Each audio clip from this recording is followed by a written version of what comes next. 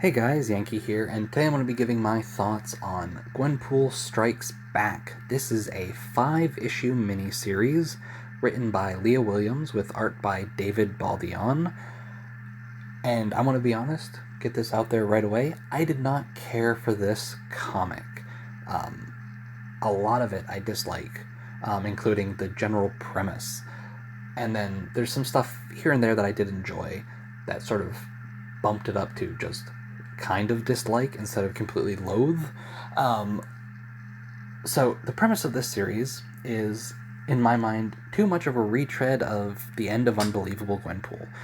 The end of Unbelievable Gwenpool, it has Gwen realizing that her comic is about to be canceled and sort of having an existential crisis about that. Like, oh my, like, if my book gets canceled, I stop existing, basically. And we get a resolution to that by the end of that series, where it's like, no, cancellation doesn't mean death. It means, you're just kind of gone for now. Your fans making fan art and writing fanfics and doing this and that, that's what really keeps you alive. And that was, like, the big part of the ending of her ongoing comic. And then we get to this, Gwenpool Strikes Back, and it's like, alright, she's accepted that cancellation isn't death. Her comic is ended. This is just a mini-series. This should be an exciting moment for her to, show off or whatever. And instead, we get, okay, cancellation isn't death, but now editorial is threatening to retcon you out of existence, and you'll really die for real this time. And I dislike that a lot. It feels too much like a retread of something that didn't even happen that long ago, right? Unbelievable Gwenpool ends sometime in 2018. This miniseries is from 2019. So it's been a year since that happened. And then it starts in a very unfunny place, which I think is one of my biggest problems with this book, is I don't find a lot of the humor to be particularly funny. The worst ones are the opening of issue 1 and 2, where it's just Gwen talking directly to the audience, and it's miserable. The longest, 2 pages of my life were those 2 pages, where it's just not funny at all. And then the rest of the series is just Gwen trying different things to sort of get reader attention, right? I'm going to get canceled if I don't have more fans, so let me do this and try and get attention. That to get more attention, and things like that. So issue 1 of this miniseries is Gwen robs a bank, and she's doing that to get Spider-Man to show up in hopes that she can get him to bite her and hopefully give him superpowers, because in her mind, maybe getting some powers will, boost her popularity a bit. Then issue 2, we've got a crossover with Deadpool, where her plan for this issue is sneak into the Baxter building, steal a kiss from Reed Richards to get a cool cover. And then basically the rest of the miniseries after that, 3 to 5, is Gwen being like, alright, people liked me when I was a villain, I'll do something villain-ish, where she basically gets a bunch of heroes onto this island and makes them fight a death game. It's basically you get hit and you're out, so it's not a real death game, but making the heroes fight, right? And that's basically the series. She's trying to get eyes on her, and some of it works, some of it doesn't. So things that didn't work for me, a lot of the humor. There's one joke in this in particular, I think it's like issue 4 or even 5, that I just didn't understand, and I don't know if it's a reference to something and I'm stupid, but there's just an issue, or like a page in an issue, where Gwen is wearing a bee costume, going into some comic where Punisher is sleeping, opening a jar of bees and just letting him get stung over and over, and I genuinely don't understand what the joke is, or if it's a reference to something I don't know. Is the joke just, haha, the Punisher's getting stung by bees? Or is it like a reference to something? I don't know anything about the Punisher. Is his arch nemesis bees? I don't know. So that just baffled me. That wasn't even like, oh, this joke isn't funny. It was, is this a joke? I don't know what this is. And again, the openings of issues 1 and 2 I found dreadful. The things that I actually did enjoy about this, which is surprising for me, is I really liked a lot of the Deadpool and Gwenpool dynamic in issue 2 and a bit of issue 3 before he leaves. When they're just in the Baxter building messing around, I found that to be very fun. There's a point where, well, there's two gags in here that one's a gag and one's just a moment, right? There's one gag where Gwen's trying to fight Mr. Fantastic, and it's not going well, and she calls Deadpool for help, and he's just outside trying to tie Reed Richards to a telephone pole, which I found very funny. And then there's just a moment where Reed Richards becomes he stretches himself out into a bag, and he's just got them wrapped up into like a shopping bag kind of, where there's air and stuff in there, so they're breathing and they're fine. They're not completely squished in or anything, right? And they're just hanging out, just talking about what's going on and what Gwen's plan is. And that scene I found pretty enjoyable. And I'm not a big Deadpool guy. I've seen Deadpool here and there, and most of the time I find him annoying. But I found him pretty fun here. And then another joke that they only did twice, and I'm glad they didn't really play it out much, where it's Gwen trying to get eye-catching covers, which I think is great. Issue 2, that's what the whole premise is. I'm going to kiss Reed Richards. That'll be a good cover. People will see it and be like, what's going on here? Great. And then issue 3, she does it again, where she just poses up in a swimsuit. And I think that was really funny. I think that was probably my favorite part. One of my favorite gags in this comic was the cover stuff. And I'm simultaneously a bit bummed that they didn't try it a couple more times, but also they didn't run it into the ground. They did it 2 times. It was funny. They moved on. Cool. And then, what else do I have to talk about here? I guess just the ending, right? Most of the jokes in this, not really that funny for me. A lot of it is Gwen trying too hard, and that's kind of addressed at the end, where, yeah, she is trying too hard. After she was hit with this notice that if she doesn't get more popular, editorial is going to get her out of the universe, she kind of had a mental breakdown and was just freaking out, trying to do whatever she could. So I understand why Gwen was acting like that. I don't like it, and I didn't find it funny. And just because she was being not funny on purpose doesn't make me like those early issues, if that makes sense. One thing that I want to talk about, the best part of this book, actually, forget me saying I like the cover gag. That's second favorite thing.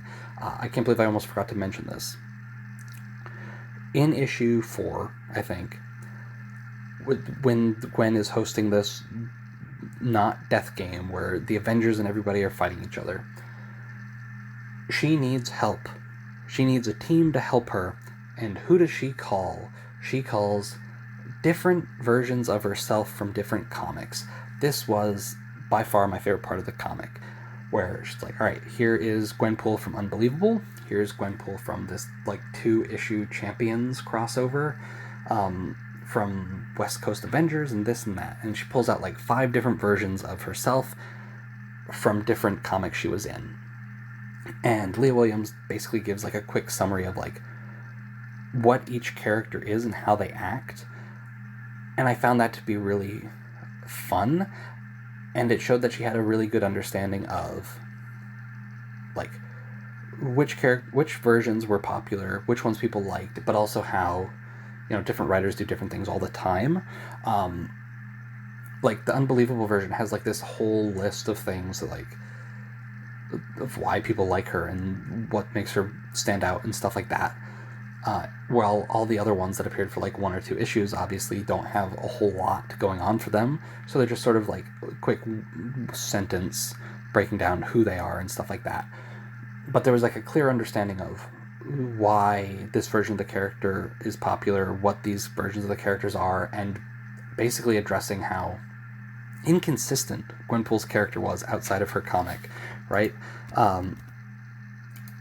in any appearance outside of Unbelievable, she acted completely different, which is just something that happens in comics when I don't think it really should. You don't have to read all of Unbelievable Gwenpool just to put her in a 2-issue crossover, but I feel like the Marvel and whatnot do a bad job of keeping characters consistent across the books, and this issue really plays with that, where they're basically all different characters, but they're also all Gwen, and it's just really fun, right?